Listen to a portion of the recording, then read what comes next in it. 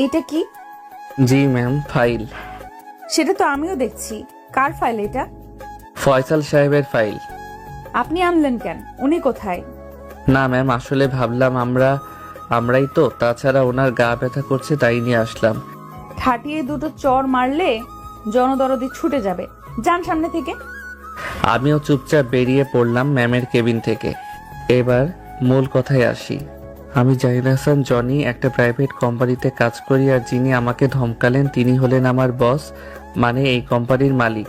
ওনার নাম নীলা স্যাম। আমার থেকে ছোট হবে, দেখতে সেই লাগে, তাই তো জনদরদি হয়ে বারবার ওনার কেবিনে ওনাকে দেখতে যাই। কি করব, মন তো মানে না, মনে ধরে গেছে, তাই তো সবসময় ওনার দিকে তাকিয়ে থাকি।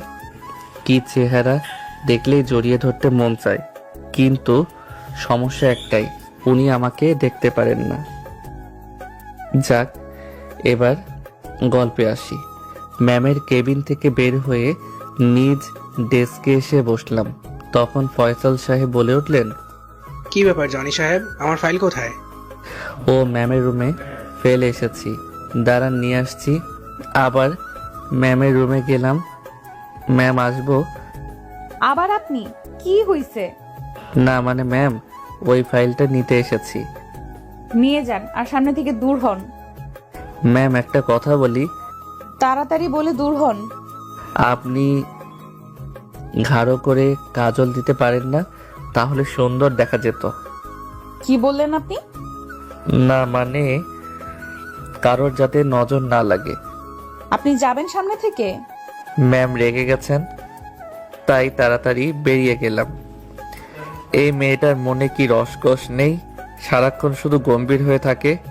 আজ দুপুরে কাজ করছি, তখন গাছে চিল্লাচিল্লির আওয়াজে তাকিয়ে দেখলাম আমার কলিগ জহিরুল ভাইকে ধমকাচ্ছেন। ম্যামকে দেখে একধারে তাকিয়ে থাকলাম, ওনাকে নিয়ে কল্পনায় সুখের সাগরে ভাসছি। তখন কারো ধমকের কারণে বাস্তবে ফিরলাম, চেয়ে দেখি ম্যাম সামনে দাঁড়িয়ে আছে। কি ব্যাপার? আপনি কাজ রেখে হাবলার মতো তাকিয়ে আছেন কেন? কাজ করতে ভালো না লাগলে চাকরি ছেড়ে দেন। কেন যে এসব অকর্মা লোককে বাবা চাকরি দিয়েছে? ম্যাম তার কেবিনে যেতে যেতে বিড়বিড় করে বললেন, আজ অন্য কোম্পানির সাথে আমাদের প্রেজেন্টেশন আছে। আমরা যথাসময়ে চলে গেলাম, সাথে নীলা ম্যামও আছে। প্রেজেন্টেশন চলছে, সব ঠিকঠাকই চলছিল। এক পর্যায়ে ম্যামের সাথে তাদের কথা কাটাকাটি হয়ে ডিলটা ক্যান্সেল হয়ে গেল। ম্যাম সেই রেগে আছে। কনফারেন্স রুম থেকে বের হতেই ম্যাম আমার গালে সজোরে একটা চড় দিল। আমি চোখে সর্ষে ফুল দেখছি। আমি প্রতি উত্তরে বললাম, ম্যাম মারলেন কেন? তোদের রাখি কি বসে বসে খাওয়ার জন্য? আমরা আবার কি করলাম? তোদের জন্য তো দিলটা ক্যান্সেল হলো। তোরা কিছু বললি না কেন? আমরা কিছু বলার আগেই তো আপনি ওদের সাথে রেগে গেলেন। তোর সাহস তো কম না, তুই আমার দোষ দিচ্ছিস। সামনে থেকে যা, তা না হলে তোকে কি করব তা আমি নিজেও জানি না। ম্যামে রেগে যাওয়া দেখে আমি সামনে থেকে চলে আসলাম। ভুল করেছে উনি, আর দোষ চাপাচ্ছে আমাদের উপর। ওনার বাবা কত ভালো মানুষ, আর উনি এমন বজ্জাত হলেন কোথা থেকে? কেন যে ওনার বাবা অসুস্থ হলেন আর উনি এই কোম্পানির বস হলেন? আর ভালো লাগে না, মন চায় চাকরিটা ছেড়ে দিতে, কিন্তু চাকরিটা অনেক প্রয়োজন, তাই ছাড়তেও পারি না। তাছাড়া কোম্পানিতে ময়ন করার সময় 5 বছরের শর্ত দেওয়া ছিল। এর আগে কোম্পানি থেকে যেতে পারবো না। ঘরের দিনের প্রস্তুতি নিয়ে বের হলাম। অফিসে গিয়ে নিজের ডেস্কে বসলাম। না, একবার ম্যামকে দেখে আসি। ম্যামের কেবিনের সামনে গিয়ে যেই একটু দেখে চলে আসতে যাব, তখনই ম্যামের ডাক। কি ব্যাপার, কিছু বলবেন? না। তাহলে এখানে কি করছেন? কাজ করতে মন চায় না নাকি? না মানে ম্যাম আসলে আসলে কি? কাজ ফাঁকি দেওয়ার বাহানা শুধু। যান গিয়ে কাজ করুন। যা একটু দেখতে গিয়েছিলাম, তাও ধরা খেয়ে গেলাম। সব সুন্দরী মেয়েরা কি রাগী থাকে নাকি? আমার পরিটা এমন, মনে হয় জন্মের সময় মুখে মধু দেয়নি, যার কারণে মুখে তিতা তিতা কথা। এভাবেই বেশ কিছুদিন চলে গেল, আর ম্যামের ব্যবহারেও জীবন অতিষ্ঠ হয়ে গেছে। হঠাৎ এক সকালে অফিসে কাজ করছি, একটা ফাইল সাইন করার জন্য ম্যামের কাছে যাচ্ছিলাম। কে জানতো একই সময় ম্যামও কেবিন থেকে বের হচ্ছিল, যার ফলে দরজার কোণার সাথে হোঁচট খেয়ে ম্যামকে নিয়ে পড়ে গেলাম। আহা, কি শান্তি লাগছে, চোখটা বুজে আছি। খেয়াল আসতেই ম্যামের উপর থেকে উঠলাম। চারপাশ ঘুরতে দেখলাম অফিস স্টাফরা সবাই জড়ো হয়ে গেছে। ম্যাম আমার দিকে রাগী দৃষ্টিতে তাকিয়ে আছে। সরি ম্যাম, আমি দেখতে পাইনি। ছোট লোকের বাচ্চা, তুই ইচ্ছে করে আমার সাথে অসভ্যতামি করছিস। কি বলছেন এসব? আমি কিছুই করিনি। ছি ছি জনি ভাই, তোমাকে কত ভালো ভেবেছিলাম, আর তুমি কি না। বিশ্বাস করো, তোমরা এরকম কিছুই করিনি আমি। কি বিশ্বাস করতো ওরা? তুই আগে থেকে সুযোগ খুঁজছিলি আমার সাথে অসভ্যতামি করতে।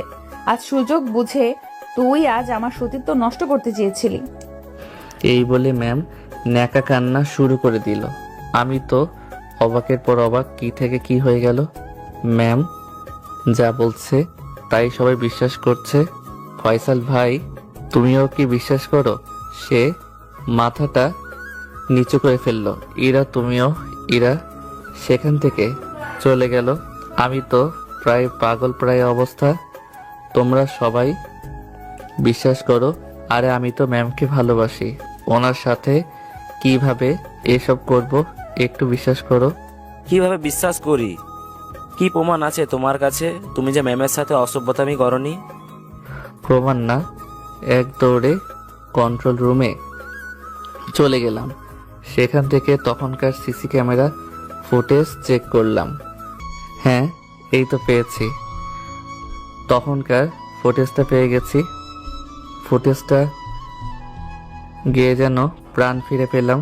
সবার সামনে ফুটেজটা চালু করে দিলাম। সবাই এবার বিশ্বাস করলে তো আমি ইচ্ছা করে এসব কিছু করিনি। সবাই মাথা নিচু করে ফেললো। সবাইকে উদ্দেশ্য করে বললাম, কি করিনি তোমাদের জন্য আমি?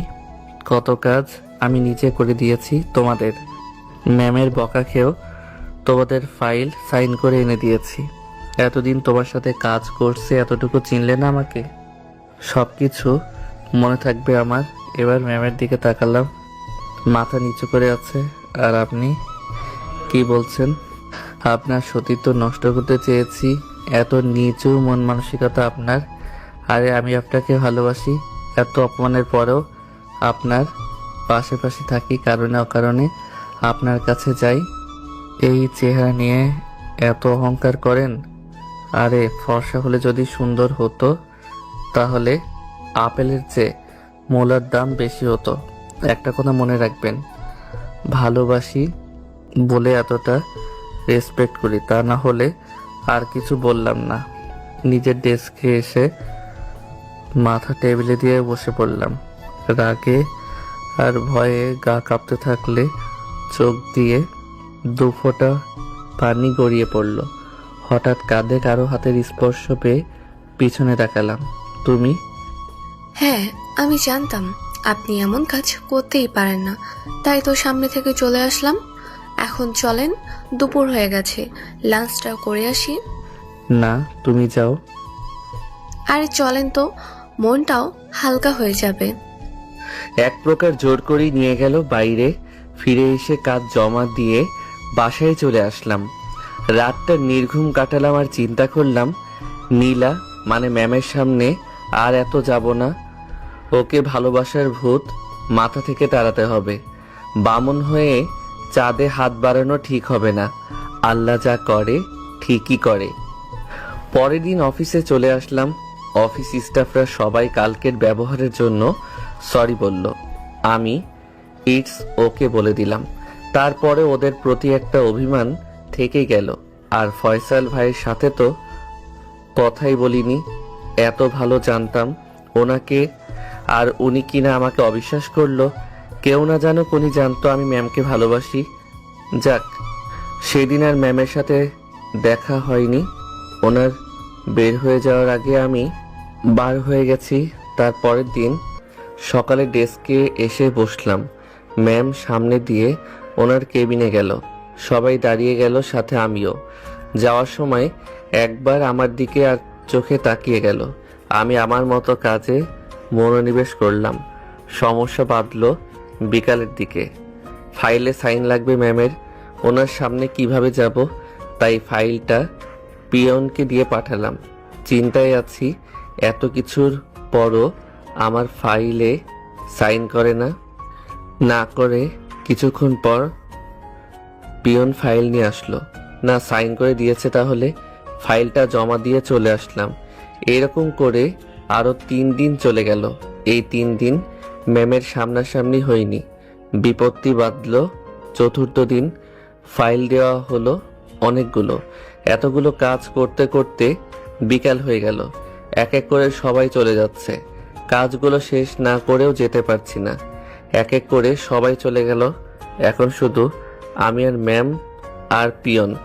বুঝি না আজকে আমাকে ইচ্ছা করে এত বেশি কাজ দিয়েছে। কি ব্যাপার ম্যাম, এখনো যাচ্ছে না কেন? উফ, কখন না সামনে এসে পড়ে। কাজগুলো শেষ করে পিয়নকে বুঝিয়ে দিয়ে যেই বের হতে যাব, তখনই কারো কোমল সুরে ডাক পড়ল। পিছনে ফিরে দেখি ম্যাম। আমি মাথা নিচু করে দাঁড়িয়ে আছি। ম্যাম আমার সামনে আসলো, আমতা আমতা করা বলল, আমি সরি, আসলে আমি বুঝতে পারিনি। আমি চুপ করে আছি। তাই ম্যাম আবারও বলল, জনি সাহেব, আমি সরি, ভুল তো মানুষেরই হয়।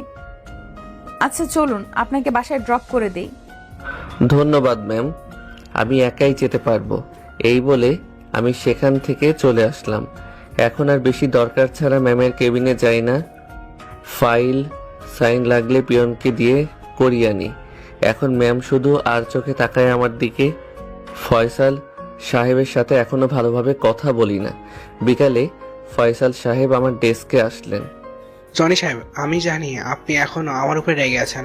আসলে ওই দিন আপনি যেভাবে ম্যামকে জড়িয়ে ধরেছিলেন, যা অবিশ্বাস করার মতো। কেউ না জানুক, আপনি তো জানতেন যে আমি ম্যামকে ভালোবাসি। তার সাথে এরকম আমি করতে পারি না। আচ্ছা ভাই, আমার ভুল হয়ে গেছে, এবারের মতো ক্ষমা করে দে। এই বলে আমাকে জড়িয়ে ধরলো। আমিও আর রাগ করে থাকতে পারলাম না। যাই হোক, সবকিছু আগের মতো চলতে লাগলো। শুধু ম্যামের সাথে দূরত্বটা বাড়িয়ে দিয়েছি। দুপুরে ফয়সাল সাহেবকে দিয়ে ম্যামের কাছে ফাইলটা পাঠালাম। আসুন। ফাইলটা একটু সাইন করে দিতেন যদি। দেন। ম্যামের দিকে বাড়িয়ে দিল। কার ফাইল এটা? জনি সাহেবের। ওনার ফাইল আপনি আনলেন কেন? আসলে ওনার গা ব্যথা তো, তাই। ওনাকে ডাক দিন। আমার ডাক শুনে ম্যামের কেবিনে চলে আসলাম। ম্যাম আসবো? আসুন। ডেকেছিলেন আমাকে?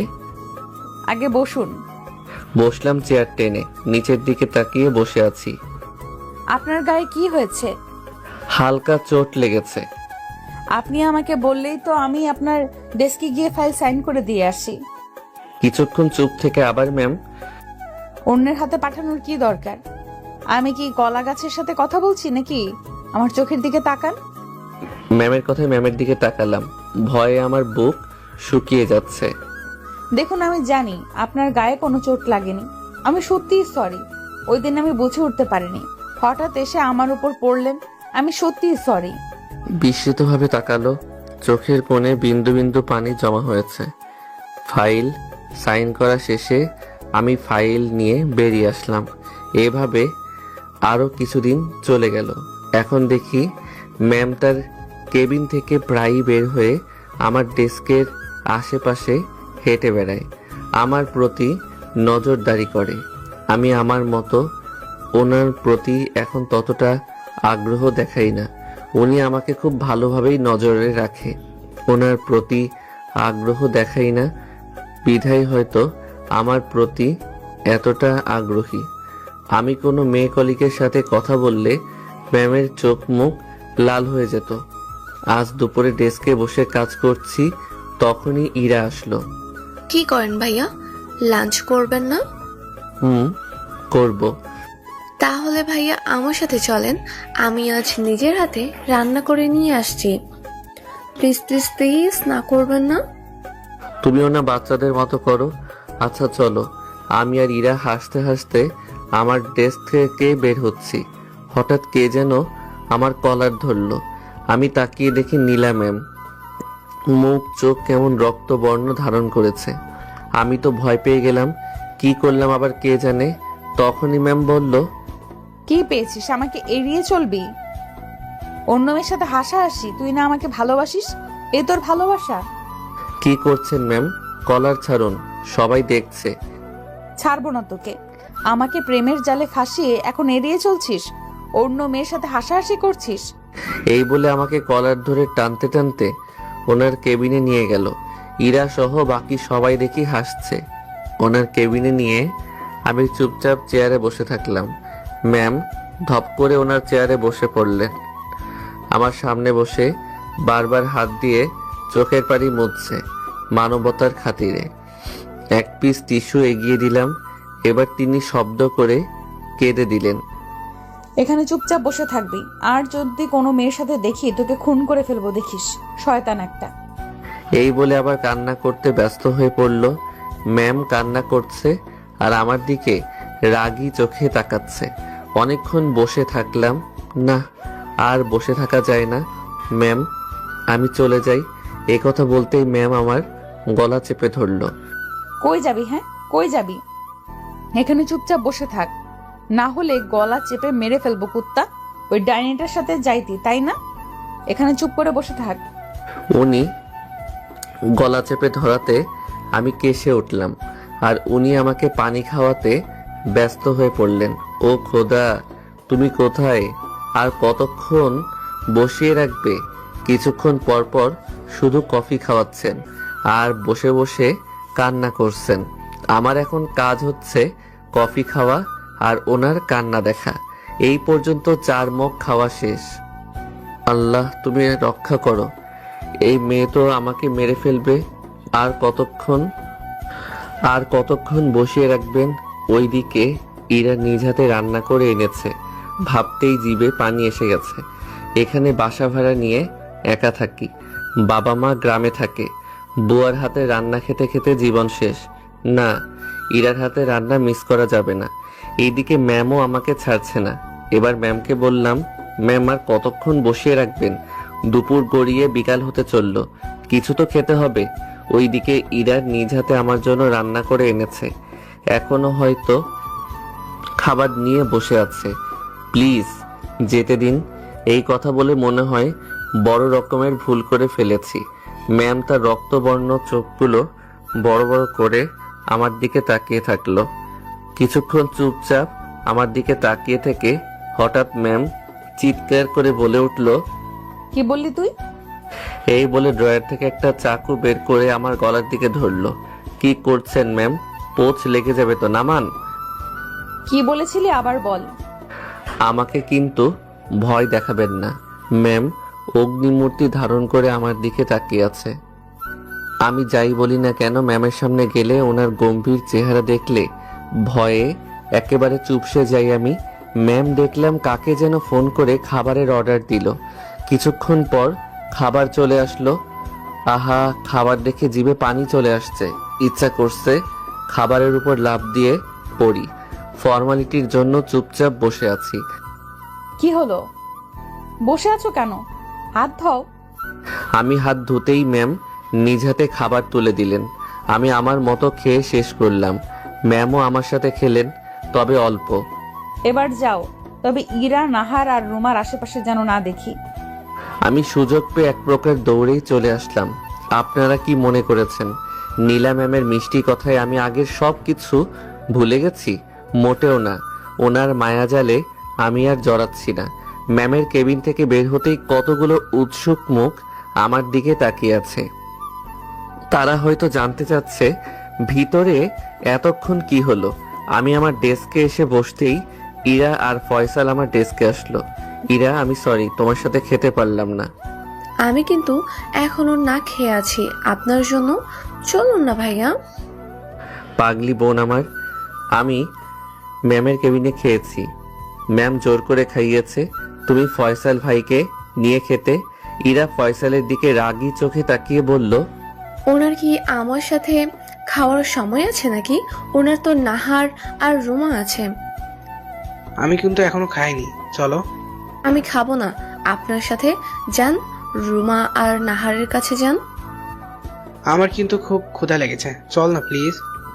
ইরা যাও, তোমাদের দুজনেরই এখন অনেক খিদা, আগে গিয়ে খাও, ওসব বিষয়ে পরে কথা বলা যাবে। ইরা ফয়সালের দিকে রাগী চোখে তাকিয়ে বলল, বলে হাঁটা ধরল আর ফয়সাল পিছে পিছে চলল। আমি আনমনে হাসছি আর ভাবছি এদের ভিতর কিছু একটা ঘটতে চলছে। কৌতূহল বশত ইরার ডেস্কে গেলাম। আহা, কি সুন্দর খাবার সামনে রেখে একজন আর একজনের দিকে তাকিয়ে আছে। আমি হালকাভাবে কাশি দিয়ে বললাম, খাবার সামনে রেখে বসে কাশতে নেই। আমার কথায় দুজনের শুভ দৃষ্টির বাধা ঘটল। দুজনই বেশ লজ্জা পেয়ে গেল। তুমি মিয়া আসার আর সময় পেলে না? নিজে তো পেট পূজারি করে এসেছো, এখন আমাদেরও খেতে দাও। ও শিওর শিওর, খাও, আমি কি সাহায্য করব? ফয়সাল ভাই আমার দিকে রাগী চোখে তাকালো। আচ্ছা খাও খাও, আমি পরে আসি। আমি আমার ডেস্কে এসে কাজে মন দিলাম। ম্যামের সাথে যাতে দেখা না হয় তাই তাড়াতাড়ি বের হয়ে গেলাম। রাতে আর বাসায় খেলাম না। ম্যাম যা খাওয়ালো তাতে দুদিন অনায়াসে থাকা যাবে। রাতে সুন্দর করে একটা ঘুম দিলাম। সকালে যথাসময়ে অফিসে চলে এসেছি। ম্যাম এখনো আসেনি, তাই ফয়সাল আর ইরা সহ বাকিদের সাথে কুশল বিনিময় করে কাজে মন দিলাম। কিছুক্ষণ পর ম্যাম আসলো, আমরা সবাই দাঁড়িয়ে গেলাম। ম্যাম দেখলাম আমার দিকে রাগী চোখে তাকিয়ে তার কেবিনে চলে গেল। আমি আবার কি করলাম কে জানে। ওইদিকে আমার কোনো ভ্রুক্ষেপ নেই। আমি আমার মতো কাজে মনোনিবেশ করলাম। একটা ফাইল জমা দিব, তাই ম্যামের সাইন লাগবে। ওনার কেবিনে আমার যেতেই মন চায় না, অন্যকে দিয়েও পাঠাতে পারবো না। অজ্ঞতা, আমাকে যেতে হলো। ম্যাম আসবো? হ্যাঁ আসুন, আপনার জন্য তো ওয়েট করছি। আমি কাছে যেতেই ম্যাম চেয়ার থেকে উঠে আমার কলার ধরলো, একটানে ওনার মুখের কাছে নিয়ে আসলো। ওনার প্রতিটা নিঃশ্বাস আমি অনুভব করতে পারছি। আমার হার্টবিট যেন ক্রমশই বেড়ে যাচ্ছে। ওই, তুই কালকে আমাকে না বলে গেলি না কেন? খুব বিরক্ত লাগছে আমার। আমি কলার থেকে হাত নামাতে নামাতে বললাম, দেখুন আমার এসব ভালো লাগছে না, সরুন। ম্যাম আমার দিকে কিছুক্ষণ তাকিয়ে থেকে তাই দেন, এর থেকে বেশি কিছু আপনার থেকে আশা করা যায় না। আমার কথায় কিছুটা আঘাত পেয়েছে। দেখলাম ম্যামের চোখের কোণ থেকে কিছুটা পানি গড়িয়ে পড়ল। আমি ফাইল রেখে রুম থেকে বেরিয়ে আসলাম। আমার ডেস্কে এসে বসলাম। না, ফাইল তো জমা দেওয়ার সময় হয়ে গেছে। ফাইলগুলো আমার উপরের কর্মকর্তা আলামিন ভাইয়ের কাছে জমা দিতে হয়, উনি এসব হ্যান্ডেল করেন। কিছুক্ষণ পর পিয়নকে পাঠালাম ম্যামের কেবিনে ফাইল আনতে। পিয়ন ফাইল নিয়ে আসলো। আমি ফাইলগুলো আবার চেক করার জন্য খুলতেই অবাক, ফাইলের পেপারগুলো ভিজে জট লেগে গেছে। ভালো করে দেখে বুঝলাম ম্যামের চোখে পানি। কি মুসিবত, উনি কি আমাকে শান্তিতে থাকতে দিবেন না? আমি দিলাম সাইন করতে আর উনি কান্না করে ফাইলের ভিতর সাগর তৈরি করেছেন। কি আর করার, এগুলো এখন আবার শুকাতে হবে। পেপারগুলো খুলে একটা একটা করে ফ্যানের সামনে ধরলাম। গাছের ডেস্কের জয়ুল ভাই দেখে বলল, কি ব্যাপার জনি ভাই, এগুলো বিজলো কিভাবে? কি আর বলবো, দুঃখের কথা ভাই। হাতের সাথে পানির গ্লাস লেগে ফাইলে পড়লো। তারপর যা হওয়ার তা তো দেখতেই পাচ্ছেন। সত্যি কথা তো আর বলা যায় না। অন্যদিকে দুই জোড়া চোখ আমার আর ম্যামের সব কাহিনী রেখেছে। তারা হলো ইরা আর ফয়সাল। ওরা দুজন মুচকি মুচকি হাসছে। একেই বলে কারো পৌষ মাস, কারো সর্বনাশ। অনেকক্ষণ ফ্যানের সামনে পেপারগুলো ধরে শুকালাম। দুপুরে আমার দিকে পড়লো, ম্যামের কেবিনে আসবো ম্যাম? হ্যাঁ আসো। ম্যামের দিকে তাকিয়ে দেখলাম ম্যামের চোখগুলো লাল হয়ে আছে, হয়তো কেঁদেছে। আমাকে ডেকেছিলেন? ম্যাম আমার পানে চেয়ে শান্তভাবে বলল, এখানে বসো। আমি বসলাম। এখানে কি কোনো কাজ আছে আমার? চুপ করে বসে থাকতে পারো না? শুধু শুধু কেন বসে থাকবো? এমন সময় দেখলাম পিয়ন খাবার নিয়ে আসলো। ম্যাম আমার দিকে প্লেট এগিয়ে দিয়ে বলল, হাত ধোও। আমি কেন? খাবে না? হ্যাঁ, বাড়ি থেকে খেয়ে নিব। না, এখানে খাবে। দেখুন আমি না আপনার কাজিন না আপনার বন্ধু। আপনার আর আমার মাঝে সম্পর্ক হলো মালিক কর্মচারী, সো আমি খেতে পারবো না। এই বলে চেয়ার থেকে উঠে চলে আসতে যাব, তখন ম্যাম আমার হাত ধরে ফেললো। তুমি ভালো করেই জানো কেন এমন করি। তোমার কথাবার্তা আমাকে খুব হার্ট করে। সকালের জন্য এমনিই রেগে আছি, এখন আর নতুন করে রাগিও না আমাকে। এই বলে ম্যাম এক টান দিয়ে আমাকে বসিয়ে দিল। নিজ হাত দিয়ে আমার হাত ধুয়ে খাবার বেড়ে দিল। আমি চুপচাপ বসে আছি, কেননা উনি যেই বদরাগী মেয়ে কখন কি করে বসে। কি হলো, বসে আছো কেন? ও বুঝেছি। আমি ম্যামের দিকে তাকালাম, উনি আবার কি বোঝালেন। আমি ভাবনা থেকে বের হতেই দেখি ম্যাম আমার মুখের সামনে ভাত ধরে আছে। কি হলো, হা করো। না ম্যাম, আমি নিজেই খাচ্ছি। ম্যাম কিছুটা রাগী স্বরে বলল। আমি হা করতে বলেছি। আমিও হা করলাম। ঘপাঘপ খাবার মুখে তুলে দিতে লাগলো। আমাকে খাইয়ে দেওয়ার পর অবাক করে দিয়ে উনি ওনার ওড়না দিয়ে মুখটা মুছে দিল, যেন আমার বউ তার আঁচল দিয়ে মুছে দিল। এখন দেখলে কেউ বিশ্বাস করবে না উনি এতটা বদরাগী। আমি চলে আসতে যাব, তখন আবার আমার হাত টান দিয়ে ওনার খুব কাছে নিয়ে আসলো।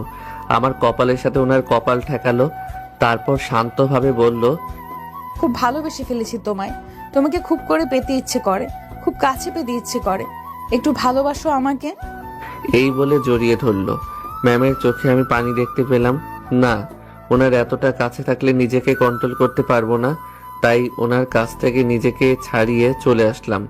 ম্যাম আমার চলে যাওয়ার দিকে তাকিয়ে থেকে মনে মনে বলতে লাগলো, তোমাকে তো আমার করেই ছাড়বো, দেখবো আমার ভালোবাসা উপেক্ষা করে কিভাবে দূরে যাও।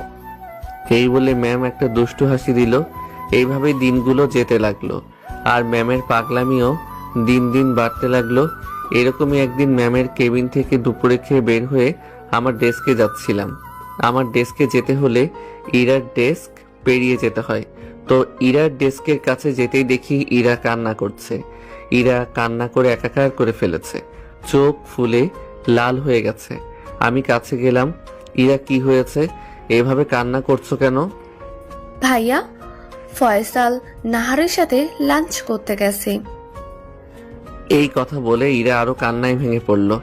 মেয়েটা একেবারে সহজ সরল, হ্যাঁ যেতেই পারে, কলিগ যেহেতু যেতেই পারে, সমস্যা কি? ইরা রাগান্বিত স্বরে বলল, কলিগ হলেই যেতে হবে নাকি? ও কেন যাবে? ও নাহারের সাথে যেতে পারবে না, ব্যাস। এই কথা বলে ইরা আবার মাথা নিচু করে ফেললো। আমি ওর মাথাটা উঁচু করে ধরে বললাম, আমার দিকে তাকাও তো। এই তো ঠিক ধরেছি, তুমি ফয়সালকে ভালোবাসো। ইরা মাথা নাড়িয়ে হ্যাঁ সম্মতি জানালো। তা ওকে বলো না কেন? কেন উনি বোঝে না? শোনো, যত তাড়াতাড়ি পারো ওকে বলে দাও। হ্যাঁ বলবো, তার আগে ওনার সাথে হিসাব নিকাশ চুকাবো। কেন গেল উনি নাহারের সাথে? আচ্ছা আমি চলি, বলে দিও আমি আমার ডেস্কে চলে আসলাম। আমি জানি ফয়সালও ওকে ভালোবাসে। একদিন কথায় কথায় বলেছিল আমাকে। আমি ফয়সালকে কল দিলাম। হ্যাঁ ভাই বলো। রাখো তোমার ভাই, তুমি নাহারকে নিয়ে টাঙ্কি মারতে গেছো। এদিকে ইরা কান্না করে শেষ। বলো কি, আমি আসছি। কিছুক্ষণ পর ফয়সাল চলে আসলো, সোজা ইরার ডেস্কে চলে গেল। ইরা এখনো কাঁদছে। কি হয়েছে, তুমি কাঁদছো কেন? ইরা রাগ অভিমান আরো বেড়ে গেল। ইরা উঠেই ফয়সালের গলা চেপে ধরলো, তারপর শুরু করলো, কুত্তা, শোর, শয়তান, বিড়াল, তুই আমাকে রেখে ওই পেতনিটার সাথে গেছোস। তোকে আজ আমি মেরেই ফেলবো। এই বলে ইরা ফয়সালকে মারতে লাগলো। এক পর্যায়ে ফয়সাল ইরাকে বুকের মাঝে চেপে ধরলো, আর ইরা একেবারে শান্ত হয়ে গেল, কান্না করে ফয়সালের বুক ভাসাচ্ছে। আপনি বোঝেন না কেন আমি আপনাকে ভালোবাসি? ফয়সাল ইরার কপালে চুমু দিয়ে বলল, পাগলি, আমি জানি তো, আমিও তো তোমাকে ভালোবাসি। তাই তো নাহারের সাথে গিয়ে ওর সাথে খাইনি, তোমার সাথে খাবো বলে। আমি জানি তুমি এখনো খাওনি। চলো, ক্ষুধা লেগেছে। আর যদি দেখি না ওর সাথে, একেবারে খুন করে ফেলবো। খালি কষ্ট দেয় আমাকে। এখন চলেন, আমারও খুব ক্ষুধা লেগেছে। আপনার উপর জিদ করে আমি এখনো খাইনি, এখন আমাকে খাইয়ে দিবেন। আমি দূর থেকে ওদের এসব কাণ্ড দেখে তৃপ্তিময় একটা হাসি দিলাম। বিকালে অফিস থেকে বের হতেই দেখি ফয়সাল আর ইরা একসাথে বের হচ্ছে। আমার কাছাকাছি আসতেই বললাম, তোমাদের কাছ থেকে কিন্তু আমি একটা ট্রিট পাই। আচ্ছা ভাইয়া, আজকেই চলেন আমাদের সাথে, আপনাকে আজকেই ট্রিট দেব। আচ্ছা থাক, আজ ট্রিট দিতে হবে না। তোমাদের নয়া প্রেমে কাবাব মেয়ে হাড্ডি হতে চাই না। যাও। আমার কথা ইরা কিছুটা লজ্জায় পেল। তাহলে আমরা চলি ভাইয়া, ভালো থাকবেন। আচ্ছা যাও। ওরা ওদের মতো চলে গেল, আর আমি আমার মতো। চারপাশের মানুষের মুখে হাসি দেখলে আমার মনটাও কেমন আনন্দে ভরে ওঠে। এইভাবেই বেশ কিছুদিন চলল। কাল নীলার জন্মদিন, তার বাসায় বিশাল আয়োজন করা হয়েছে। অফিসের সবাইকে ইনভাইট করা হয়েছে, শুধু আমি বাদে। আমাকে ইনভাইট না করেও ভালো হয়েছে, করলেও যেতাম না। কালকের দিনটা বন্ধ পাবো, কাল সারাদিন ঘুমিয়ে ঘুমিয়ে কাটাবো। আহা শান্তি। আবার কিছুটা মন খারাপও হলো, সবাইকে ইনভাইট করলো, আমাকে করলো না। এটা কি আমাকে অপমান করলো নাকি? বদ একটা অপমান করবি কর, এভাবে করা লাগে? আজ খেতেও ডাকলো না। শালি তোকে পরে দেখে নেব। আমাকে অপমান? না, আর এই বিষয়ে ভাবা যাবে না। এগুলো ভাবতে থাকলে মাথা আরো গরম হয়ে যাবে। কাজে মন দিলাম, বিকালে যাতে ম্যামের সাথে না দেখা হয়, তাই তাড়াতাড়ি করে বের হয়ে গেলাম। রাত পেরিয়ে সকাল হলো। আজ ম্যামের জন্মদিন, না কিছু খেয়ে আবার ঘুম দিতে হবে। তার আগে মোবাইলটা বন্ধ করি, যাতে কেউ বিরক্ত না করতে পারে। আহা, ঘুম কাকে বলে! এই অবেলায় পড়ে পড়ে ঘুমাচ্ছি। বেশিক্ষণ ঘুমাতে পারলাম না। দুপুরের পর দিয়ে কে যেন কলিং বেল বাজাচ্ছে। আমি গিয়ে দরজা খুলতে দেখলাম একজন আমার বয়সী লোক দাঁড়িয়ে আছে। আমি, কে রে ভাই এই অবেলায়, কি চাই? সরি স্যার, আপনার ঘুমে ডিস্টার্ব করার জন্য আমি আপনার জন্য গাড়ি পাঠিয়েছে যাওয়ার জন্য। এখনই রেডি হয়ে যেতে বলেছে। তোর ম্যামকে আর কোথায় যাব? ম্যামের নাম নীলা স্যার। আমার আর বুঝতে বাকি রইল না যে এইটা নীলা ম্যামের কাজ। আমি তো যাব না, কি করি? তুমি যাও, আমি পরে আসছি। সরি স্যার, আপনার জন্য গাড়ি পাঠানো হয়েছে। তুমি যাও, তোর ম্যামকে আমি বলছি। কিন্তু স্যার। কোনো কিন্তু নয়, যাও। লোকটাকে পাঠিয়ে দিয়ে আবার ঘুমের রাজ্যে হারিয়ে গেলাম, কিন্তু ঘুমাতে পারলাম না। কিছুক্ষণ পর আবার আসলো। আমি দরজা খুলে দেখি সে আবার এসেছে।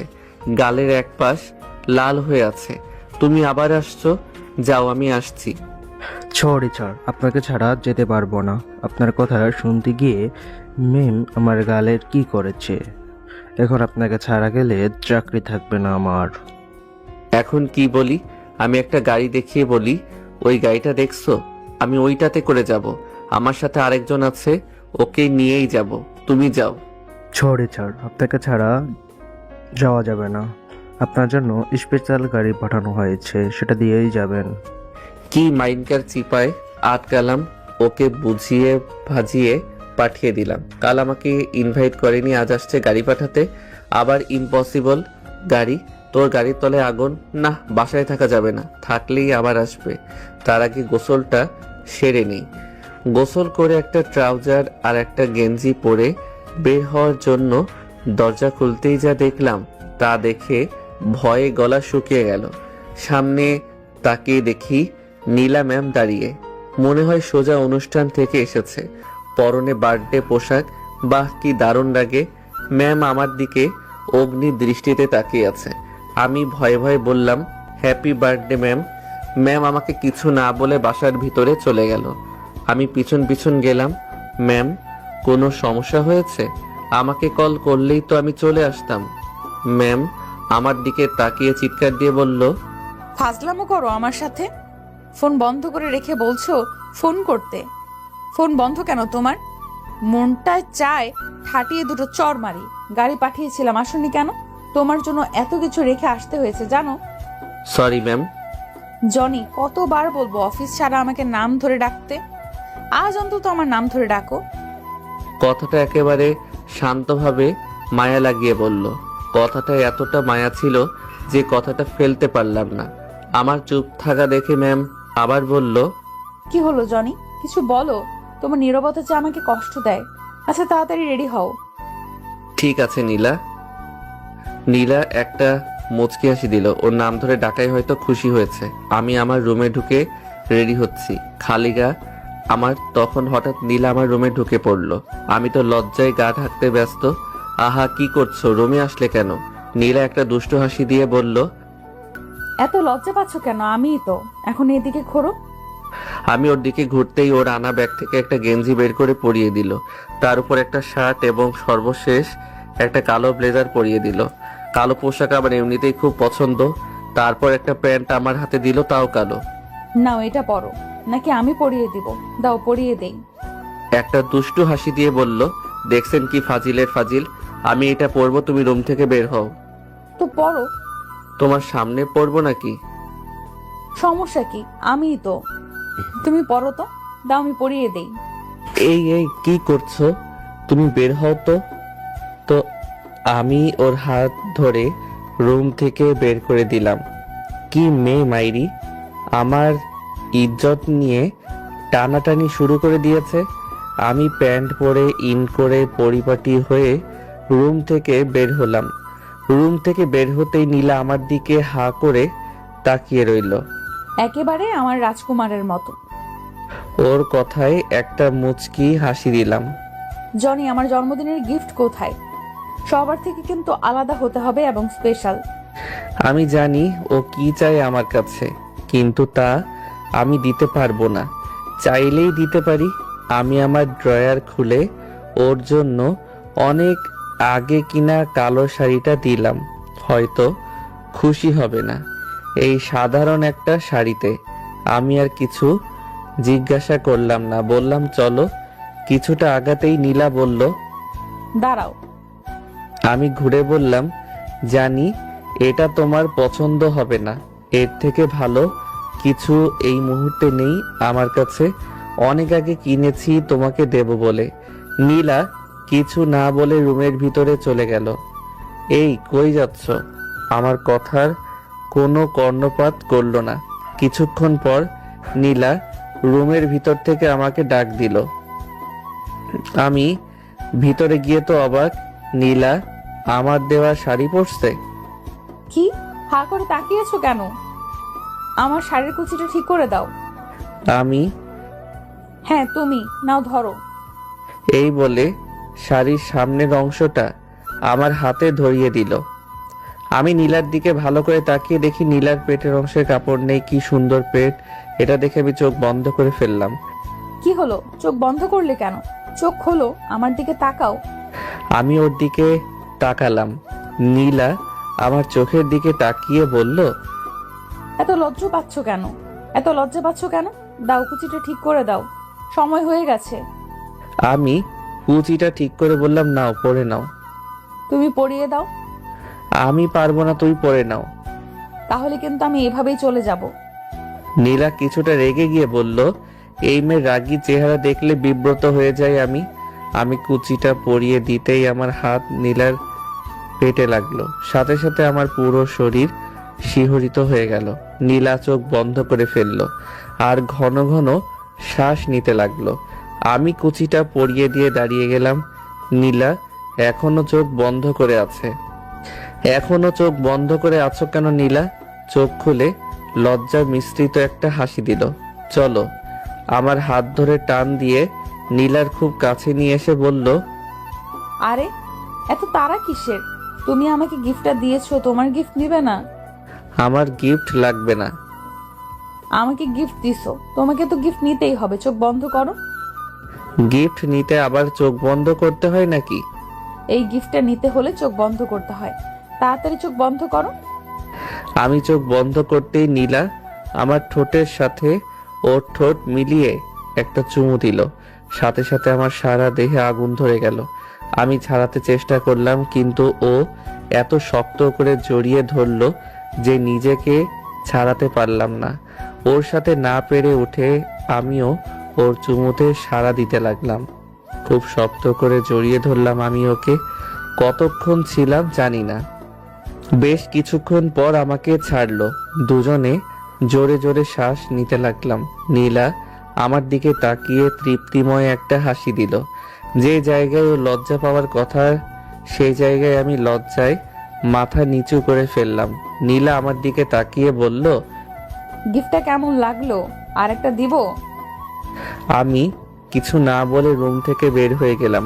অন্যদিকে নীলা আমার যাওয়ার পথের দিকে তাকিয়ে মুচকি হেসে বলল, ভালো তো আমাকে বাসতে হবেই। আমার ভালোবাসার সাথে তোমার রাগ অভিমান পেরে উঠবে না। এই বলে নীলাও আমার পিছন পিছন যেতে লাগলো। আমি যেতে যেতে একলা একলা বলছি, এই মেয়ের লজ্জা বলতে কিছুই নেই। ওর এরকম ভালোবাসায় আমার রাগ অভিমান পানি হয়ে যাচ্ছে। না, ওর কাছ থেকে দূরে দূরে থাকতে হবে, না হলে ওর ভালোবাসায় জড়িয়ে যাব। নীলা পিছন থেকে বলল, কি বিড়বিড় করছো? গাড়িতে ওঠো। আমি গাড়িতে উঠলাম। নীলা আমার পাশে বসলো। আমার একটা হাত ওর হাতের ভিতর নিয়ে নিল। আমারও ভালো লাগছিল, তাই আর সরালাম না। কিছুক্ষণ পর আমার কাঁধে মাথা রেখে আমার দিকে তাকিয়ে রইল। এই মেয়ে তো আমার মনে রাজত্ব করেই ছাড়বে। গাড়ি চলতে লাগলো নীলাদের বাসার উদ্দেশ্যে। কিছুক্ষণ পর নীলাদের বাসার সামনে এসে উপস্থিত হলাম। না, বেশ জাঁকজমক করেই সাজিয়েছে বাড়িটা।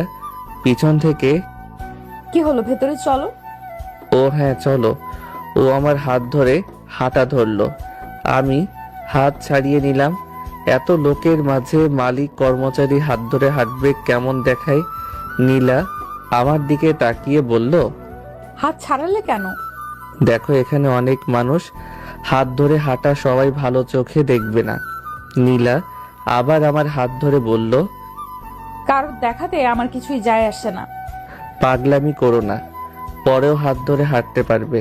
নীলাকে কোনো রকম বুঝিয়ে আগে পাঠিয়ে দিলাম। আমি পিছন পিছন ভিতরে গেলাম। ভিতরে অনেক মানুষ দেখা যায়। নীলাদের বিজনেস পার্টনাররা সহ তাদের রিলেটিভরা এসেছে, আর অফিস স্টাফরাও এসেছে। আমি গিয়ে নীলার বাবার সাথে কুশল বিনিময় করলাম। লোকটা অনেক ভালো। চারপাশ ঘুরে ঘুরে দেখছি। অন্যদিকে নীলাকে তার কাজিনরা সহ তার বান্ধবীরা আটকে রেখেছে। নীলা বারবার আমার খোঁজ করছে। এক পাশে গিয়ে বসলাম। পাশে তাকাতেই দেখি ইরা আর ফয়সাল হাতে হাত ধরে বসে আছে। আর এই প্রেম রে! আমি ওদের কাছে গিয়ে বললাম, এক্সকিউজ মি। আমাকে দেখে ওরা হাত ছেড়ে দিল। আরে জনি, তুমি? ভাইয়া কেমন আছেন? এই তো ভালো, তোমরা কেমন আছো? জি ভাইয়া ভালো। আচ্ছা থাকো তোমরা, আমি চারপাশটা ঘুরে দেখি। ওখান থেকে চলে আসলাম। নীলাকে দেখার জন্য মনটা কেমন উসখুস করছে, তাই চলে গেলাম ওকে দেখতে। সবাই গোল বেঁধে নীলাকে আটকে রেখেছে, আর নীলা বারবার চারদিকে কাকে যেন খুঁজছে, হয়তো আমাকে। নীলার এ অবস্থা দেখে খুব হাসি পাচ্ছে আমার। চাইলেও ওদের কাছ থেকে ছুটে আসতে পারছে না। একটু পর নীলার কেক কাটা হবে। সবাই কেকের পাশে এসে দাঁড়ালো। আমি আড়ালে লুকিয়ে গেলাম, তা না হলে দেখা গেছে আমাকে তার পাশে দাঁড় করিয়ে সবার আগে কেকটা আমাকে খাইয়ে দিত। যথাসময় কেক কাটলো। কেক কাটার পর্ব শেষ করতে একজন সুদর্শন ছেলে এসে নীলার হাত ধরে একটা চুমু দিল। সাথে সাথে আমার হৃদয়টাও কেঁপে উঠল। বুকে চিনচিন ব্যথা হতে লাগলো। আমার এমন হচ্ছে কেন? আমি কি ওকে ভালোবেসে ফেলেছি? ভালো যদি নাই বাসি, তাহলে আমার এমন হচ্ছে কেন? না, আর ভাবতেই পারছি না। ওই ছেলেটা দেখলাম নীলাকে উপরে বারান্দার দিকে নিয়ে যাচ্ছে। আমিও পিছন পিছন গেলাম। দেখলাম ছেলেটা নীলার গায়ে হাত দিয়ে কথা বলছে। নীলা এতে কোনো রিয়াক্ট করছে না। মাথাটা গরম হতে লাগলো আমার। একটু পর ছেলেটা নীলাকে দেয়ালের সাথে চেপে ধরলো, দুই হাত দিয়ে নীলার দু হাত ধরে। ছেলেটা আস্তে আস্তে তার মুখ নীলার মুখের কাছে নিচ্ছে। নীলা ছোটার জন্য চেষ্টা করছে, এটা দেখে আর ঠিক থাকতে পারলাম না। যখনই কিছু দিতে যাবে ঠিক তখনই দৌড়ে গিয়ে ছেলেটাকে একটা লাথি দিলাম, যার ফলে ছেলেটা দু হাত দূরে গিয়ে পড়লো। জানি না তখন আমার কি হয়েছিল। ছেলেটাকে এক দাঁত থেকে মারতে লাগলাম। হঠাৎ কে যেন আমার কলার ধরে দাঁড় করিয়ে ঠাস ঠাস করে দুই গালে দুইটা থাপ্পড় দিল। আমি ভালো করে তাকিয়ে দেখলাম সে আর কেউ না, স্বয়ং নীলা। আমি নীলার দিকে বিস্মিতভাবে তাকিয়ে রইলাম। তারপর নীলা যা বলল তা শুনে আমার চোখ দিয়ে দু ফোঁটা পানি পড়ে গেল। লুচ্চা লাফাঙ্গা কোথাকার! তোকে এর জন্য এনেছি আমি, গুন্ডামি করার জন্য? ছোট লোক তো ছোট লোকই থাকে, বাজে কোথাকার। তারপর নীলা ছেলেটাকে ধরে ভিতরে নিয়ে গেল। আমি চোখের পানিটুকু মুছে ওদের বাসা থেকে বের হয়ে রাস্তায় হাঁটছি আর ভাবছি, হায় রে ভালোবাসা, অভিনয়ে সেরা ট্রফি দেওয়া উচিত নীলাকে। এত কষ্টের মাঝেও এই ভেবে হাসি গেল যে ছেলেটার নাক থেকে তো রক্ত বের করেছি। কত বড় সাহস আমার জিনিসের দিকে নজর দেয়। কি বললাম আমি? আমার জিনিস? হা হা হা। নিজের কথায় নিজেকে ধিক্কার দিচ্ছি। বড় লোকদের সবই অভিনয়। যার জন্য করলাম চুরি সেই বলে চোর। আমাকেই লুচ্চা বলছে। আবারও চোখ দুটো ভিজে যাচ্ছে। অফিসের কেউ দেখেনি, দেখলে হয়তো মুখ দেখানো যেত না। যাওয়ার সময় এক পাতা ঘুমের ওষুধ নিয়ে গেলাম বাসায়। রাতে ঘুম আমার চোখে ধরা দিবে না, তাই এই পদ্ধতি। রাতে আর খেতে ইচ্ছে করলো না, তাই বাসায় এসেই ঘুমের ওষুধ খেয়ে ঘুমের দেশে পাড়ি জমালাম। অন্যদিকে নীলা রাতে শাড়ি পাল্টাতে গিয়ে শাড়ির দিকে চোখ গেল, আর তখন মনে পড়ে গেল আমার কথা। নীলা মনে মনে ভাবছে, এ আমি কি করলাম? জনি তো ঠিকই করেছে, রাফি তো আমার সাথে অসভ্যতামি করেছে, আর আমি কি না। উফ, রাগ উঠলে কি যে করি না আমি। এখন নিজের চুল নিজে উঠাতে ইচ্ছে করছে। ছেলেটা না খেয়ে চলে গেল। না, একবার কল দেই।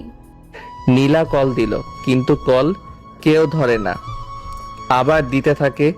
এভাবে এক ধারে কল দিতেই থাকে, কিন্তু কেউই কল ধরে না। অন্যদিকে আমি তো ঘুমের ওষুধ খেয়ে ঘুমিয়েছি, কোনো হুঁশ নেই আমার। আমার ফোন এক ধার থেকে বাজছে, কিন্তু আমার কান পর্যন্ত শব্দ পৌঁছায়নি। ওইদিকে নীলাও রাতে খাবার না খেয়ে ঘুমিয়ে আছে। সকালে ঘুম থেকে উঠলাম, দাঁড়াতেই ঘুরে পড়ে গেলাম। আসলে গতকাল দুপুর থেকে না খেয়ে আছি তো, তাই শরীর পুরো দুর্বল। কোনো রকম রান্নাঘরে গেলাম, যা রান্না করা ছিল সব পচে গেছে। বুয়া আসতে অনেক দেরি আছে। সেলফ খুঁজে এক বাটা মুড়ি গেলাম। এত বেশি খিদা ছিল যে সব শেষ হয়ে গেল। তারপরও খিদা কমেনি। আবার সেলফ হাতিয়ে এক প্যাকেট বিস্কিট পেলাম। আসলে এগুলো কবে এনে রেখেছি নিজেও জানি না।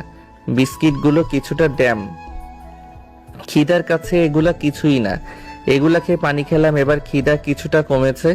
মোবাইলটা হাতে নিয়ে দেখি নীলা বেশ কয়েকটা কল দিয়েছে। কিছুক্ষণ পর আবার কল দিল নীলা। মোবাইলটা সাইলেন্ট করে পাশে রেখে দিলাম। বেশ কিছুক্ষণ পর বুয়া আসলো, রান্না করে দিয়ে চলে গেল। আমি খেয়ে আবার ঘুম দিলাম। রাত পেরিয়ে সকাল হলো যথাসময়। আমি অফিসে চলে গেলাম। আমি আমার ডেস্কে বসে বসে ভাবছি ম্যামের সামনে কিভাবে মুখ দেখাবো। তখন ফয়সাল পাশে থেকে বলল, কি জনি সাহেব, কাল কেক কাটার পর আর আপনাকে দেখলাম না। আসলে আমি খেয়ে আগে চলে এসেছি। ও, আমি বসে বসে ফাইল দেখছি, তখন ম্যাম আসলো। আমরা সবাই দাঁড়িয়ে গেলাম। আমি মাথা নিচু করে দাঁড়ালাম। কিছুক্ষণ পর ম্যামের কেবিনে ডাক পড়লো। আমি আসবো ম্যাম? হ্যাঁ আসো, চেয়ারে বসো। আসলে জনি, আমি সত্যিই সরি কালকের জন্য। তুমি তো জানোই রাগ উঠলে আমার মাথা ঠিক থাকে না। আসলে রাফি হলো আমাদের বিজনেস পার্টনার। ওদের সাথে 4 কোটি টাকার বিজনেস ডিল হয়েছিল। ও যদি ডিলটা ক্যান্সেল করে দেয় তাহলে আমাদের অনেক লস হয়ে যাবে। আর আমি যখন ওকে থাপ্পড় দিতাম তখন তুমি এসে মাইর দিলে। আসলে আমি সরি, তোমাকে থাপ্পড় দিয়ে আমি নিজেও অনেক কষ্ট পেয়েছি। আমাকে মাফ করে দাও। নীলা আমার হাত ধরে বলল। আমি হাতটা ছাড়িয়ে নিয়ে বললাম, না ম্যাম, ঠিক আছে। আমার মতো সামান্য একজন কর্মচারীর জন্য আপনাদের এত বড় ক্ষতি হতে যাচ্ছিল। ম্যাম আহত কণ্ঠে বলল, জনি প্লিজ মাফ করে দাও। সরি তো। আচ্ছা ঠিক আছে, মাফ করে দিলাম। তাহলে আপনি কেন বলছো? হা হা হা, হাসালেন ম্যাম। সামান্য একজন কর্মচারী হয়ে মালিককে তুমি তুমি করে বলবো? হাসালেন ম্যাম। জনি সরি তো। দেখলাম ম্যামের চোখ জোড়া ভিজে আসছে। ম্যাম, কোনো কাজ থাকলে বলেন, অযথা বসিয়ে রাখবেন না। টেবিলে অনেকগুলো ফাইল জমা হয়ে আছে। ম্যাম আমার চোখের দিকে তাকিয়ে আছে। আমি রুম থেকে বেরিয়ে আসলাম। ম্যাম মাথা নিচে কে দিয়ে বসে আছে। ডেস্কে বসে কাজ করছি, তখন দেখলাম রাফি নামের সেই ছেলেটি ম্যামের কেবিনে যাচ্ছে। মনে হয় ডিলটা ফাইনাল করতে যাচ্ছে। ওকে দেখে হাসি গেল। মুখটা এখনো দাগ হয়ে আছে। কিছুক্ষণ পর ম্যামের কেবিন থেকে চিৎকারের আওয়াজ আসছে। আমি কাজে মন দিলাম। এবার শব্দটা জোরে কানে এলো। তাকিয়ে দেখি রাফি ম্যামের কেবিনের সামনে পড়ে আছে আর ম্যাম গেট আউট বলে ডিলের কাগজপত্রগুলোর মুখের উপর ছুঁড়ে মারল। এই বলে রাফি চলে গেল। আমি একটু হাসলাম। হাই রে অভিনয়। দুপুরের সময় ম্যামের কেবিনে আবার ডাক পড়ল। আমি আসবো ম্যাম। আসো, বসো। একটু গম্ভীরভাবে বলল। আমি বসলাম। রাফির সাথে ডিল ক্যান্সেল করে দিয়েছি। কেন? ওর জন্য তোমার সাথে খারাপ ব্যবহার করেছি তাই। আমার মতো সামান্য একটা কর্মচারীর জন্য এত বড় ডিলটা ক্যান্সেল করে দিলেন, এতে আপনাদের অনেক লস হবে। বারবার কর্মচারী বলবে না, আর তোমার চাইতে ডিলটা বেশি বড় না। হা হা, ম্যাম হাসালেন। যাক, আমার জন্য যেহেতু আপনার এত বড় লস হয়েছে, তাই আমি সামান্য হলেও এর জন্য ক্ষতিপূরণ দিব। তা 3 মাস পর পেয়ে যাবেন। আচ্ছা, আমি আসি। দাঁড়াও, এখানে বসো। দেখলাম ম্যাম খাবার বাড়তে লাগলো।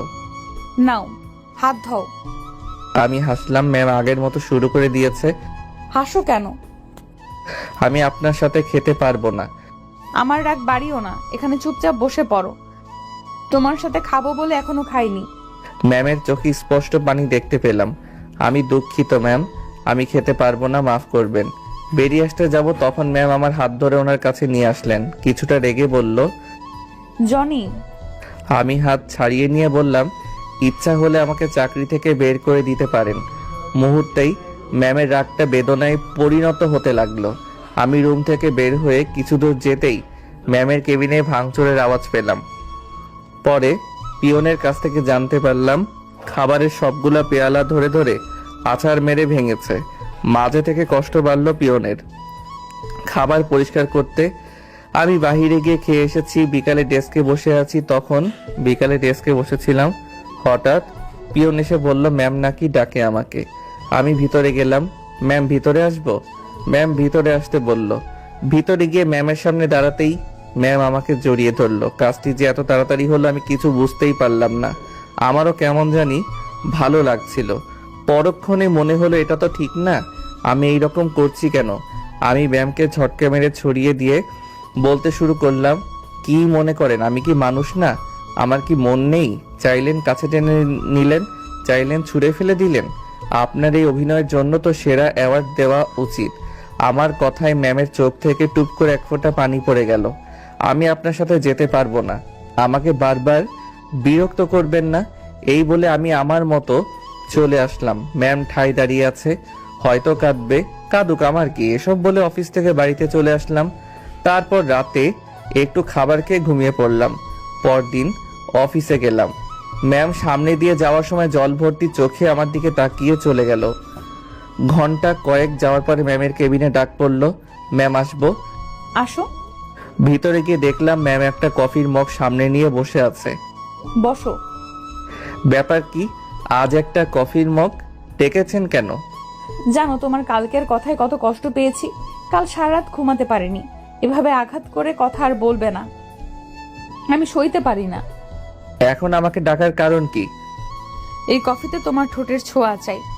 এখন কেন জানি না, হাঁটা চলা সব কিছুর মাঝে তোমার ছোঁয়া চাই। আজ কেন জানি ওকে কষ্ট দিতে মন চাইল না, তাই কফির মগটা হাতে নিতে নিতে বললাম, কেন করেন এমন পাগলামি?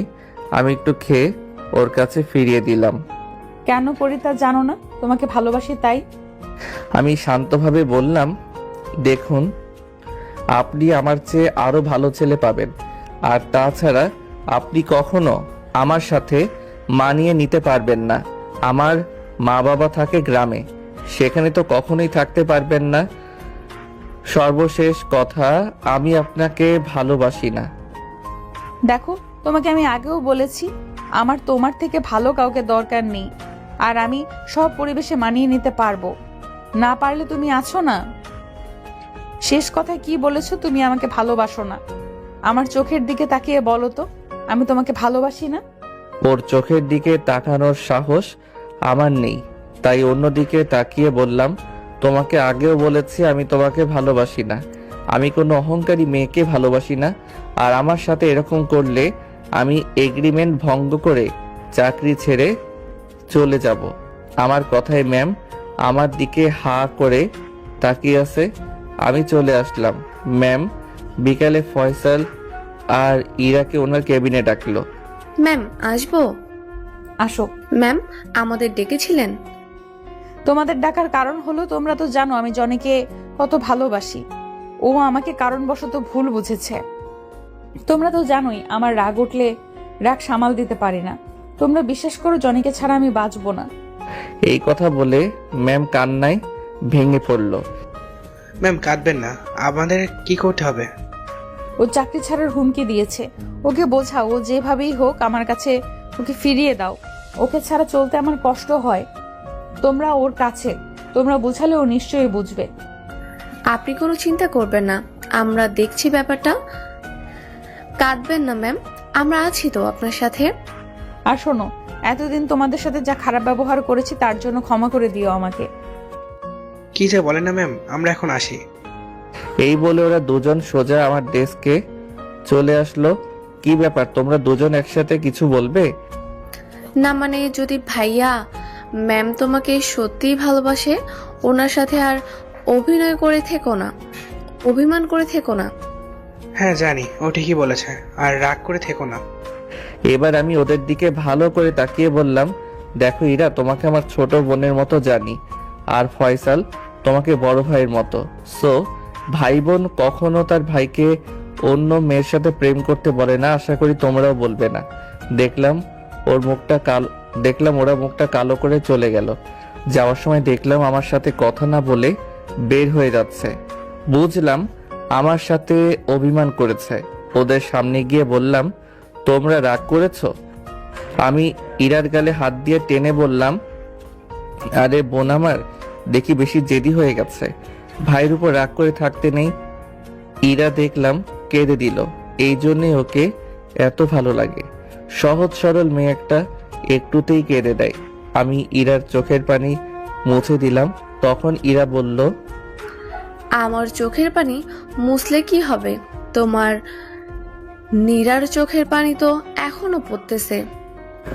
আবার ঘুরে এক কথা, শোন বোন আমার, ফয়সাল ভাই তুমিও শোনো। ওর আর আমার মাঝে বিশাল ব্যবধান, তা তোমরা কেন বুঝো না? ধরো তোমাদের কথা ধরে ওর সাথে প্রেম করলাম, এর শেষ পরিণতি কি? বিয়ে। ও কি পারবে আমার সাথে মানিয়ে নিতে? কখনোই পারবে না, বুঝলে? এবার ওরা দেখলাম মাথা নিচু করে ফেললো।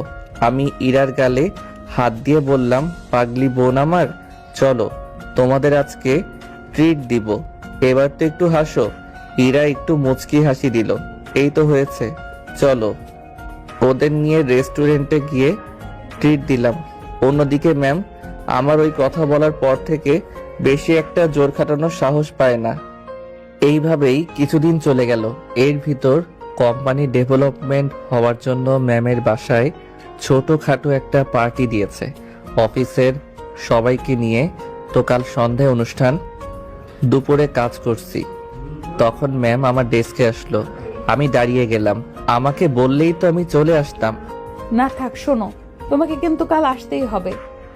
আমি মুচকে একটা হাসি দিলাম। ম্যাম আবারও বলল, হাসলে হবে না, তোমাকে কিন্তু আসতেই হবে। আমি প্রতি উত্তরে আবার একটা মুচকি হাসলাম। ম্যাম হয়তো বুঝতে পেরেছে আমি আসবো না, তাই রাতে ওনার বাবাকে দিয়ে আবার কল করালো। আমি সালাম দিয়ে বললাম, স্যার কেমন আছেন? এই তো বাবা ভালো। শোনো, যে কারণে তোমাকে কল দিয়েছি তা হলো কাল কিন্তু তোমাকে থাকতেই হবে। না মানে স্যার, আমার মানে টানে বাদ, কাল তুমি সবার আগে আসবে। ব্যাস, রাখছি। কি আর করার। পরের দিন বিকালে ওদের বাসার উদ্দেশ্যে রওনা দিলাম। বাসার সামনে যেতেই দেখি নীলা দাঁড়িয়ে। রিক্সা থেকে নামলাম, ও আমার সামনে এসে দাঁড়ালো। আসতে কোনো সমস্যা হয়নি তো তোমার? জি না ম্যাম। আচ্ছা চলো। কিছু না বলে ভিতরে যেতে লাগলাম। ম্যাম আমার পিছন পিছন আসতে লাগলো। ভিতরে গিয়ে দেখলাম অনেকেই চলে এসেছে। আমি সোজা স্যারের সাথে দেখা করতে চলে গেলাম। কেমন আছেন স্যার? এই তো ভালো বাবা, তুমি এসেছো? যাও সবার সাথে কথা বলো। আমি সবার সাথে কথা বলতে লাগলাম। নীলা যেন কোথায় গিয়েছে, মেয়েটাকে আজ পরীর মতো লাগছে। কিছুক্ষণ পর রুমা আসলো। এসেই তার ঢং মার্কা কথা, তুমি আগে চলে আসছো আর আমি তোমার সাথে আসতে চেয়েছি। তুমি না একটা। থাক, আর বলতে হবে না। আচ্ছা চলো ওখানে গিয়ে বসি। হ্যাঁ চলো। রুমার সাথে বসে কথা বলছি, তখন কোথা থেকে নীলা এসে আমার হাত ধরে টানতে লাগলো। আরে কি হয়েছে ম্যাম? দেখে তো মনে হয় রেগে আছে। টানতে টানতে উপরের বারান্দায় নিয়ে গেল, একটা দোলনাতে নিয়ে বসালো, আরও নিজে আমার সামনে চেয়ার টেনে বসলো। আমার দিকে চোখ দুটো বড় বড় করে তাকিয়ে আছে। এইভাবে তাকালে আমি অনেক ভয় পেয়ে যাই। ম্যাম এইভাবে তাকিয়ে আছেন কেন? আর এখানে নিয়ে আসলেন কেন? ম্যাম কিছুটা চিৎকার দিয়ে বলল, তুমি জানো না কেন তাকিয়ে আছি? শোনো, তুমি আমার রাগ বাড়িও না। তুমি জানো রাগ উঠলে আমি রাগ কন্ট্রোল করতে পারি না। নীলা কিছুক্ষণ চুপ থেকে বলল, কি খাবে? না কিছু না। তুমি না খেলেও আজ আমি খাবো। নীলা একটা দুষ্টু হাসি দিয়ে বলল, কি? তোমার ঠোঁট। এই বলে আমার ঠোঁটের উপর হামলা করলো। চুমু দিয়ে ধরে রেখেছে তো ধরেই রেখেছে, ছাড়ার নামই নেই। আমি আর না পেরে ওর পিঠ খামচে ধরলাম। কিছুক্ষণ পর হঠাৎ ওর বান্ধবীরা চলে আসলো। ও সরি ভুল সময় চলে এসেছে। নীলা এবার ওদের কথায় আমাকে ছেড়ে দিল। আমি হাঁপাচ্ছি। নীলা একটু দম নিয়ে তার বান্ধবীদের বলতে লাগলো, কি হয়েছে? তোদের আসার আর সময় নেই, চলে এসেছিস? দেখছিস যে আমরা দুজন একসাথে আছি, তোদের মন চায় তোদের জন্য। আর কিছুক্ষণ পারলাম না। ওর এই কথা শুনে ওর বান্ধবীরা হেসে বলল, তাহলে আমরা আসি। না থাক, যাওয়া লাগবে না, ওর সাথে পরিচয় হয়ে নে। আমি ভালো করে তাকিয়ে দেখলাম এরা তো তারাই যারা আমাকে আগে অপমান করেছিল। এবার আমি নীলাকে বললাম, আমার মতো ছোট লোকের সাথে কি ওনারা পরিচিত হবে? সরি ভাইয়া, সেদিন বুঝতে পারিনি যে নীলা আপনাকে এত ভালোবাসে। আসলে কিন্তু আমি একটা ছোট লোক। সরি তো ভাইয়া, আমরা বুঝতে পারিনি। আমরা তো আপনার ছোট বোনের মতোই। ওই দিনের কথা ভুলে যান প্লিজ প্লিজ। আচ্ছা ঠিক আছে। আচ্ছা নীলা, আমরা যাই, তুই তোর কাজ সার। ওরা চলে গেল। নীলা আমার দিকে ঘুরে তাকালো। কাছে আসো। কেন? বাকিটা সেরে নেই। বাকিটুকু মানি? তুমি আসো তো, এত বোঝাতে পারবো না। আজ কোনো বাধা দিবে না আমাকে। আমার মন যতক্ষণ না ভরে ততক্ষণ ছাড়ছি না তোমাকে। এই কথা বলে নীলা আমার উপর ঝাঁপিয়ে পড়ল। আমি সত্যি নীলাকে কোনো বাধা দিতে পারিনি। অনেকক্ষণ পর নীলা আমাকে ছেড়ে দিল। আমার ঠোঁট জোড়া লাল হয়ে গেছে, চোখ জোড়া আগুন হয়ে গেছে। ওর মতিগতি ভালো না দেখে আমি পাশ কাটিয়ে নিচে দৌড় দিলাম। এই কোথায় যাও? এখনো হয়নি তো আমার, এদিকে আসো। নীলা পিছন থেকে বলতে লাগলো। আমি এই কথা শুনে আরো জোরে দৌড়িয়ে নিচে চলে এলাম। নিচে যেতেই রুমা এসে ধরলো। তোমাকে কতক্ষণ ধরে খুঁজছি, তুমি কোথায় গিয়েছিলে? উপরে ছিলাম। তোমার চোখ এমন কেন? ঠোঁট জোড়া লাল হলো কিভাবে? কি হয়েছে আমাকে বলো তো। রোমাকে কিছু বুঝে ফেললো নাকি? কই কি হয়েছে? গরম চা খেতে গিয়ে এমন হয়েছে। ও, আমি তো অন্য কিছু মনে করেছি। আচ্ছা চলো ওইদিকে চলো। কিছুক্ষণ পর খাওয়ার সময় হয়ে গেল। আমরা বসে গেলাম খেতে। খাবার যেই মুখে দিতে যাব তখন কে যেন হাত ধরলো। তাকিয়ে দেখি নীলা। কি ব্যাপার ম্যাম? তুমি এখানে খাচ্ছ কেন? তো কোথায় খাবো? ভেতরে আমার সাথে। সরি, সবাই যেহেতু এখানে খাচ্ছে আমিও এখানে খাবো। নীলা কিছুটা রেগে বলল, ওই তুমি আর সবাই এক হলে নাকি? তাছাড়া বাবা তোমাকে ভেতরে যেতে বলেছে। কি আর করার, স্যার যেহেতু বলেছে তাহলে তো যেতেই হবে। ওনার সাথে ভিতরে গেলাম। উরি মা, এত খাবার কে খাবে? কি ব্যাপার, দাঁড়িয়ে আছো কেন? বসো। আমি বসলাম, নীলাও বসলো। স্যার কোথায়? কিছুক্ষণ পর স্যার আসলেন। আমি, নীলা আর ওর বাবা খাচ্ছি। খাওয়ার মাঝে নীলার বাবা বলল, শোনো জনি, আমার মেয়েটা এতটাও খারাপ না যতটা তুমি ভাবো। আমি এবার খাওয়া রেখে ওনার দিকে তাকালাম। উনি কেন আমাকে এসব কথা বলছেন? উনি আবার বলতে লাগলেন, আমার মেয়েটা উপরে একটু রাগী, কিন্তু ওর ভিতরটা একদম নরম, একেবারে ওর মায়ের মতো। নীলা, বাকিটুকু এমন হয়েছে ওর মা নেই বলে। ওর মা ও খুব ছোট থাকতেই মারা যায়। কিছুক্ষণ চুপ থেকে আবার বলল, নীলাকে কখনো কারোর জন্য কাঁদতে দেখিনি, কিন্তু তোমার জন্য ও প্রায় কাঁদে, যা আমার চোখ এড়াই না। এবার চুপ করো তো। খাওয়ার ভেতর এত কথা বলে কেউ? আমি নীলার দিকে তাকালাম। ও মাথা নিচু করে আছে, লজ্জায় নাক কান গাল লাল হয়ে আছে। যা লাগছে না এখন ওকে। আমি খেয়ে উঠতেই ও নিজের খাওয়া রেখে টাওয়েলটা এগিয়ে দিল। আমি হাত মুছে স্যারের কাছ থেকে বিদায় নিয়ে চলে আসব, তখন ম্যাম আমার হাত ধরে বলল, আজকে থেকে গেলে হয় না? এইটা কি আমার কোনো রিলেটিভের বাসা নাকি যে থেকে যাব? ও, তোমার কথার সুর এখনো বদলায়নি। তখনকার মতো আরেকটা লাগবে বুঝি। আসো, এদিকে আসো। আমি কথা শুনে এক দৌড় দিয়ে মেন রাস্তায় চলে আসলাম। তার পরের দিন থেকে আবার অফিস। নীলা ম্যামকে দেখলে আগের মতো মন মরা লাগে না, একটু খুশি খুশি মনে হয়। তো সেদিন অফিসে বসে কাজ করছি, তখন রুমা আসলো আমার ডেস্কে। রুমাকে কেমন উত্তেজিত মনে হচ্ছে। আমাকে হুট করে বলে ফেললো, জানি তোমার সাথে আমার কিছু কথা আছে। হ্যাঁ বলো। এখানে না, ক্যান্টিনে চলো, সেখানে কফি খেতে খেতে বলি। দেখছো না হাতে কাজ, এখানেই বলো। রুমা আমার হাত ধরে টানতে টানতে নিয়ে গেল আর বলতে লাগলো, আমি জরুরি কথা না বলে থাকতে পারবো না, চলো। ক্যান্টিনে বসে আছি অনেকক্ষণ ধরে, কিন্তু রুমা কিছু বলছে না। কিছু তো বলো, কাজ রেখে এসেছি তো। বলতেছি তো। বলো, তাড়াতাড়ি বলো। রুমা হট করে আমার হাত ধরে দ্রুত বলে দিল, জনি, আমি তোমাকে ভালোবাসি, ভীষণ ভালোবাসি। আমি হাত ছাড়িয়ে বললাম, কি বলছো তুমি এসব? আমি সত্যিই তোমাকে ভালোবাসি। ম্যামের মতিগতি ভালো লাগছে না, তাই তোমাকে এত তাড়াতাড়ি বলে দিলাম। দেখো, আমি তোমাকে ভালোবাসতে পারবো না। কেন? কারণ আমি একজনকে ভালোবাসি। কে সে? আমাদের নীলা ম্যামকে। তোমার সাথে এত কিছু করছে, তারপরও অনেকে ভালোবাসো? হ্যাঁ, কিন্তু সেটা কখনো প্রকাশ করব না। এই কথা বলতেই রুমা কেঁদে দিল। আহা, কাঁদছো কেন? প্রেমিকা হয়ে নয়, ভালো বন্ধু হয়ে তো পাশে থাকতে পারো।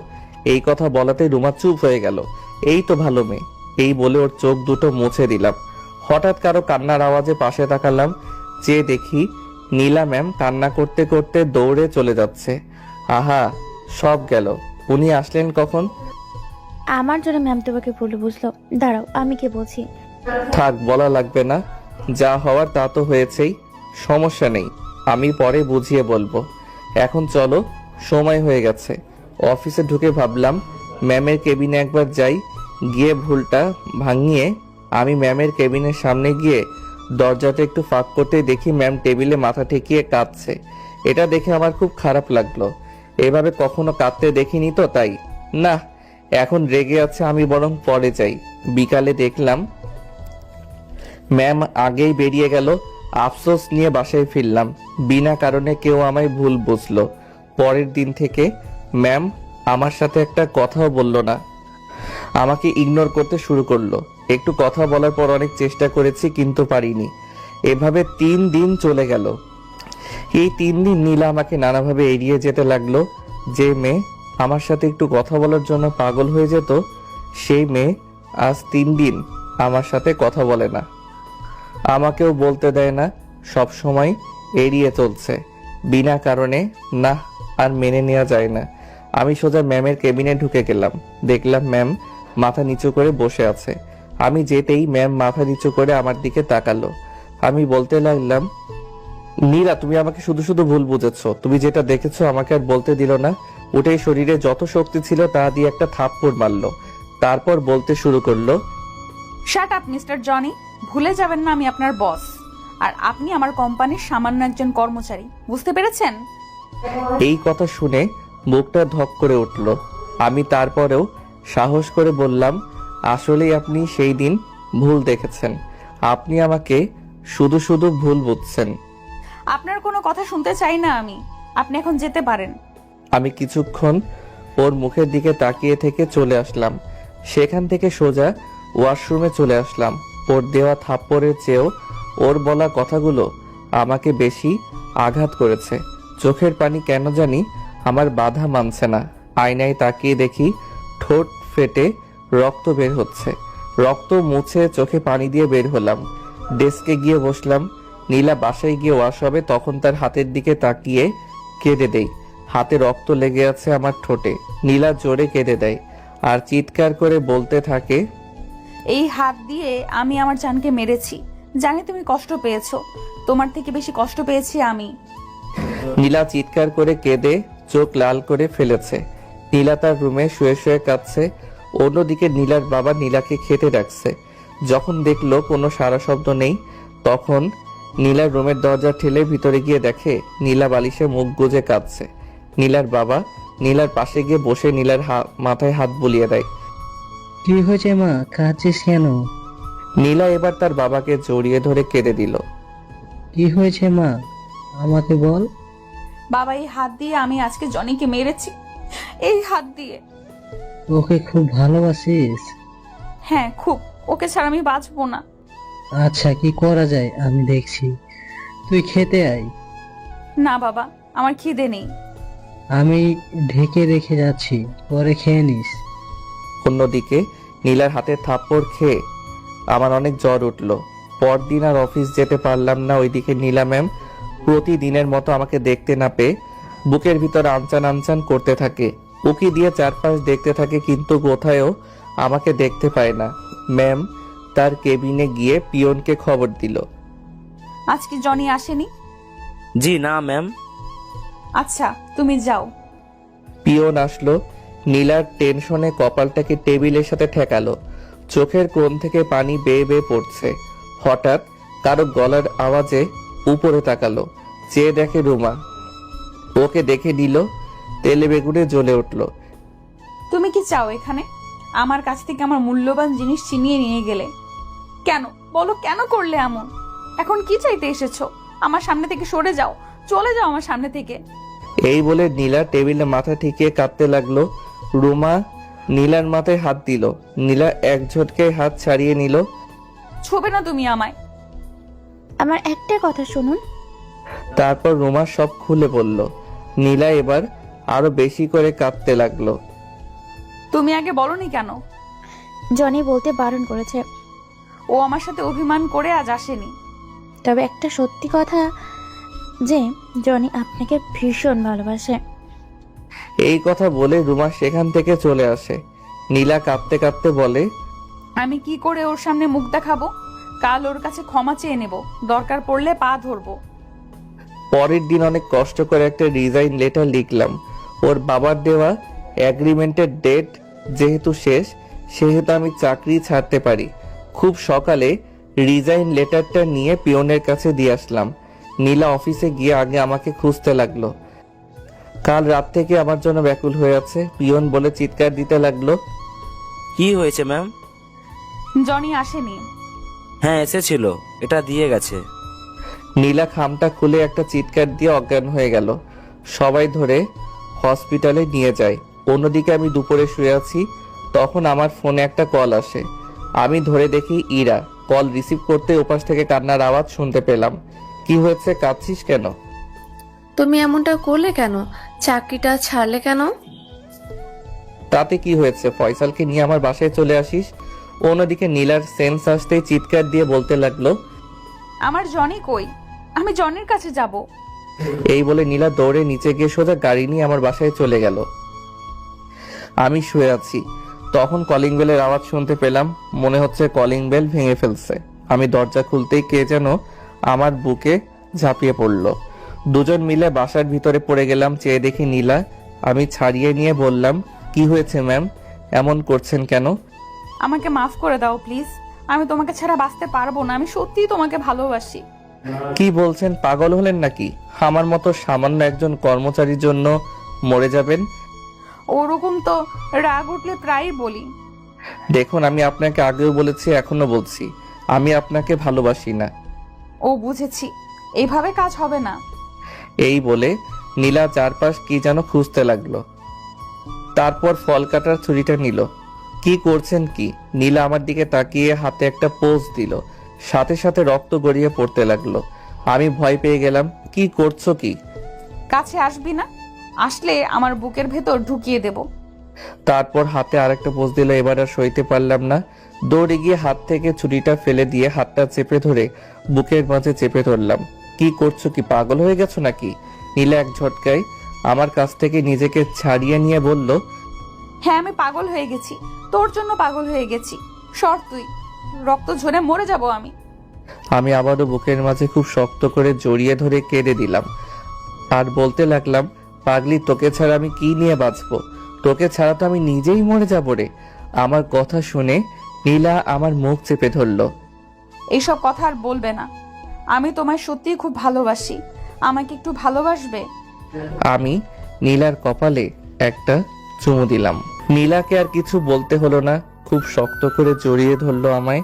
ওর হাত থেকে খুব রক্ত পড়ছে। ওকে কোলে বসিয়ে হাতে ব্যান্ডেজ করে দিলাম। নীলা আমার বুকের মাঝে ওর মুখ গুজে কাঁদতে লাগলো। আমি ওর মাথায় হাত বুলিয়ে দিচ্ছি।